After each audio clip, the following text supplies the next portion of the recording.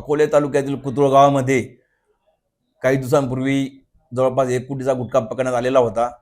त्या दिवशी सुद्धा आम्ही 2 तारखेला म्हणजे 2 जुलै रोजी अकोले तालुक्यातील कुतुळ गावातच आम्ही जवळपास 70,000चा गुटखा पकडला होता.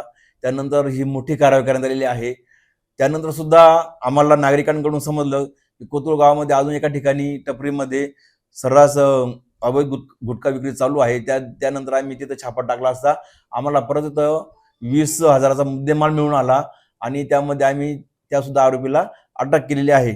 तर मला अकोलेकरांना एक सांगायचं आहे की आपल्याला जिथं काही माहिती मिळेल किंवा काही माहिती असेल तर मी सगळ्यांना पोलीस प्रशासनाला आवाहन करतो की आपल्याला जिथं काही गुटखा विक्री किंवा अवैध धंदे चालू असतील तर त्याविषयी तुम्ही आम्हाला माहिती द्यावी. आम्ही पुढील कारवाई करण्यास सज्ज आहोत.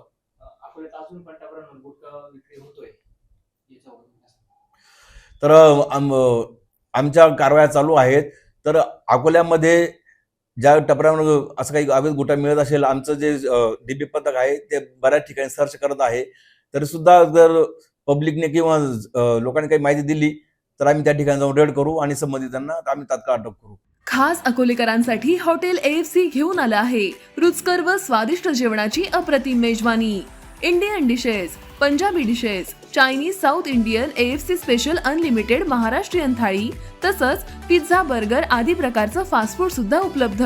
फॅमिलीसाठी स्वतंत्र बैठक व्यवस्था तसंच बर्थडे पार्टीसाठी स्वतंत्र हॉल उपलब्ध.